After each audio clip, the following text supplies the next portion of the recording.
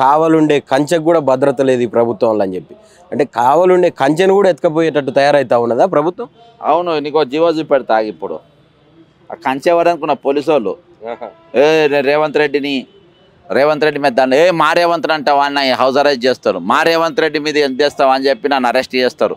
Police వాళ్ళకి ఎత్తుకపోతారు. ఆ police వాళ్ళ పోలీసు వాళ్ళకి జీవో సర్కులర్ ఇది. ఆరోగ్య భద్రత తెలంగాణ పోలీస్ డిపార్ట్మెంట్ ఏంటంటే తెలుసా వీళ్ళకు ఇదంతా ఎందుకు కానీ ఇలా నేను సింపుల్గా ఒక పాయింట్ చదువుతా. ఇగో వీళ్ళకి ఆరోగ్య భద్రత కింద వీళ్ళు పెద్ద దవాఖాన పోవద్దంట. నిమ్స్కి కానీ అపోలోకి కానీ ఈ జీవో ప్రకారం నిమ్స్కి కానీ అపోలోకి కానీ లేకుంటే మన యశోద కానీ ఆ దవాఖాన పోదంట.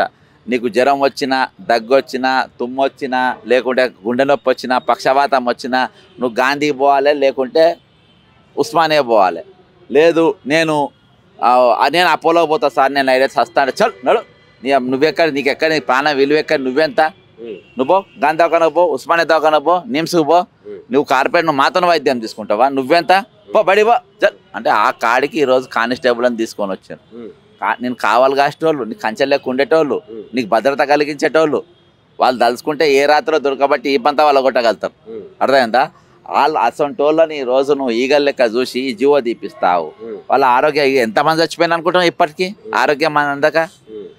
ఆ దవాఖాన నువ్వు పోనీ దగ్గర ఇప్పుడు ఇట్లా నా ఇల్లు దోమలగూడలో ఉందబ్బా, నాకు స్ట్రోక్ వచ్చింది, దగ్గర ఏ హాస్పిటల్ ఉంటుంది? పక్కన మెడినోవా హాస్పిటల్ ఉంటుంది. దాని మనల్లో పోతా ఇళ్ళకి వచ్చినండి నీకు వైద్యం తెచ్చన్నాడు అని అంటే ఏందన్నట్టు, నీకు ట్రీట్మెంట్ ఎక్కడిదంటే ఏందన్నట్టు, వాళ్ళు ఎక్కడికి పోవాలి?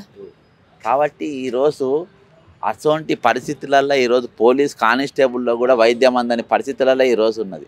అలాంటి జీవో ఈరోజు తీసుకొని వచ్చి వాళ్ళకి అక్కడ రానికి వీల్లేదనే కాడికి వచ్చింది. కాబట్టి ఈరోజు కంచెకు కూడా ఇక్కడ భద్రత లేదు, పోలీసులో భద్రత, దీని మీద చర్చ లేదు. నీకు రిటైర్డ్ అయిన ఉద్యోగులకు మాట్లాడడానికి ఈరోజు కానిస్టేబుల్ మన యూనియన్లు ఉన్నాయి. ప్రభుత్వ ఉద్యోగులు మాట్లాడడానికి మా అవసరం ఉన్నది. సంఘాలంటే సంకనాకపోయినాయి అవి ఇప్పుడు, కానీ నా సొంటోళ్ళు ఉన్నారు. ఈరోజు లాస్ట్కు నన్ను అరెస్ట్ చేసేది దాంట్లో ప్రభుత్వం వ్యతిరేకంగా నేను ఏదైనా నిరసన ప్రోగ్రాం చేస్తే నన్ను అరెస్ట్ చేసే పోలీసుల తరఫున కూడా నేనే మాట్లాడాల్సి వస్తుంది. పోలీస్ సంఘాల్లో కూడా మాట్లాడడానికి నేనే మాట్లాడుతున్నా.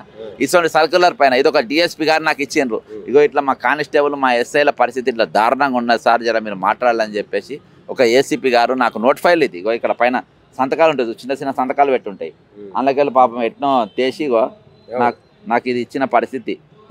ఇక్కడ ఉంటుంది చూడు, నీకు క్యాన్సర్ వచ్చినా, పక్షవాతం వచ్చినా, కిడ్నీ ప్రాబ్లం వచ్చినా, ఏ దవాఖాన వచ్చినా నువ్వు 2 లక్షలైనా వైద్యం చేసుకోవాలి మ్యాక్సిమం. 2 లక్షలు 2 లక్షలలో ఇవాళ గట్టి వైరల్ ఫీవర్ వస్తేనే 2 లక్షలు అవుతాను, గట్టిగా అయితేనే 2 లక్షలు అవుతాను.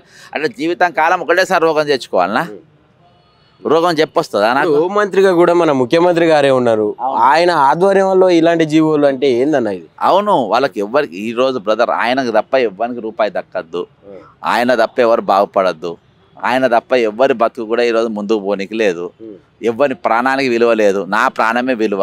ఈ తెలంగాణ జనాభా 4 కోట్ల మంది, 4 కోట్ల మంది కదా. కాబట్టి ముఖ్యమంత్రి ఇప్పుడు అమెరికా పోయి మాట్లాడిండు అనుకో, ఆయన 4 కోట్ల మంది ప్రతినిధిగా మాట్లాడినట్టే. అర్థమైందా? ఈరోజు నీవు డల్లాస్ పోయి మాట్లాడింది అనుకో, డల్లాస్కి వచ్చిన ముఖ్యమంత్రి 4 కోట్ల మంది మాట్లాడారు. దావోస్కి పోయి 1,79,850 కోట్ల రూపాయలు మనకు తెచ్చిండ్రు కదా, ఏది అక్కడికి వెళ్ళి పెట్టుబడులు తెచ్చిండ్రు. ఆల్రెడీ కంపెనీలు నెలకొల్పబడ్డాయి, ఆల్రెడీ 50,000 మంది పనిచేసిండ్రు, 5 నెలల జీతం ఎత్తిండ్రు, 5 నెలల జీతం ఎత్తిండ్రు. అందరు గ్యాసులు కొనుక్కుండ్రు, బంగారు గిన్నెలు కొనుక్కుండ్రు, బంగారు గంటలు కొనుక్కుండ్రు. తులం 1,25,000 అయినా కానీ ఇప్పుడు బంగారు గిన్నెలో వండుకుంటుండ్రు.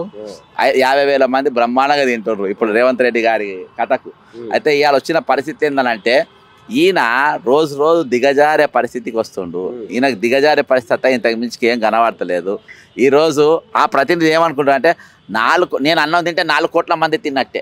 అంటే డెమోక్రసీ అంటే to the people, for the people, by the people కాదు. అంటే to the 4 crores people, for the 4 crores people, by the 4 crores people. తెలంగాణకు ఆ స్లోగన్ వస్తే అట్లా వాళ్ళ ప్రతినిధి ఎవరు? రేవంత్ రెడ్డి. కాబట్టి నేను తింటే వాళ్ళంతా తిన్నట్టే, నేను మంచిగా పండుకుంటే వాళ్ళంతా పండుకున్నట్టే, నేను వైద్యం తీసుకుంటే వాళ్ళంతా తీసుకున్నట్టే అనే ఆలోచనతో వాళ్ళందరూ పెట్టకుండా నా ఒక్కనికే పెట్టు అనే కాడుకున్నారు. ఈ ఆలోచన ఎందుకు వస్తుంది రేవంత్ రెడ్డి కంటే, రేవంత్ రెడ్డి స్వతహాగా ఐడియాలజీ ఉన్న మంచి కాదు. ఒక 179 క్రిమినల్ కేసులు ఉన్న క్రిమినల్ ఈరోజు ఈ తెలంగాణను పాటిస్తుండ్రు. ఒక క్రిమినల్ మైండ్లో క్రిమినల్ ఐడియాలజీలలో తెల్లాలేస్తే వాడిని ఎట్లా కూర్చోాలి, వీని కారు ఎట్లా ఎత్తుకపోవాలి, వీని బండి టైర్ తీసి ఈయన రేవంత్ రెడ్డి ఎగ్జాంపుల్ చెప్తారు. రేవంత్ రెడ్డి కార్ది పాత టైర్లు ఉన్నాయనుకో, కొత్తవి కొనుక్కోడు, ఈ పాత టైర్లు తీసి ఆ బండికి వేసి ఆ కొత్త టైర్లు ఎత్తుకపోయి పెట్టుకుంటారు. అంటే ఏమైనా ఇప్పుడు ఎమ్మెల్యేలు అంటే పార్టీ అనేది కాదు, మంది పార్టీ, మంది ఐడియాలజీ, నా సొంత కష్టపడి అధికారంలోకి వచ్చింది, టైర్లు మార్చుకుంటే అయిపోయా. నాకు తెలిసి ఇయ్యలు కూడా అవే మారుస్తారు కావచ్చు, మంది టైర్లతోనే నడుస్తాయి నా బండ్లు. కాబట్టి ఈరోజు అంత దౌర్భాగ్యమైన పరిస్థితికి ఈరోజు ఈ పాలన తీసుకొని వచ్చిండ్రు.